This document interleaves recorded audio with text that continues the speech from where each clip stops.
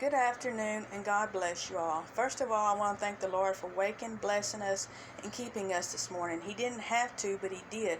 Somewhere somebody didn't wake up in the world today, but we have something to be so thankful to God about. He woke us up this morning with the very breath we're breathing was His breath that He breathed into us. And He gave me this message, and I hope it encourages you, and it is titled, God is Still God, Even in the Storm. You know, when Peter and them were on that ship and they were going through the storm, they saw God. But when he got out of the boat, he let doubt step in. He let his faith go. And he began to sink because he took his eyes off Jesus. The same way with our spiritual house. We must build it upon the rock of Jesus. Because when we build on the rock of Jesus, it's going to stand firm no matter what trials, tribulations, storms come our way. If we stand solid in God, our house will firmly stand.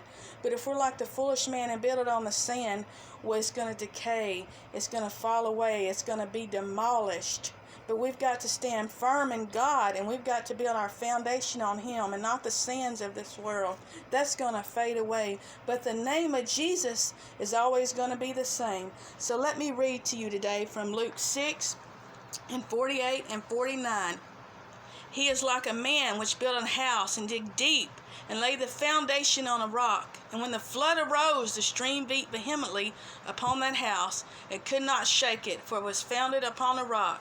But he that heareth and doeth not is like a man that without a foundation built a house upon the earth, against which the stream did beat vehemently, and immediately it fell, and the ruin of that house was great. Don't build your foundation on the things of this world. Build your foundation on the house of God, because the house of God will always stand. But when you build on the things of this world, that's going to fade away. But oh, heaven's going to be forever. Don't be like Peter. Don't take your eyes off of Jesus, because God is still God, even in the storm. When it feels like the winds are going to knock you aside. When it feels like the waves are going to take you under. When you feel like your vessel is about to sink. All you got to do is speak the name Jesus, because the name of Jesus speaks peace, and peace will calm your storm every time.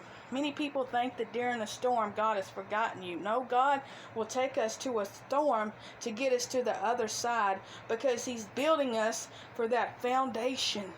He wants to see that we're going to withstand, if we're going to stand up for Him, or if we're going to be against Him and build it on the sands of the world. I want to tell you that God is still God, even in the storm. Why do you fear?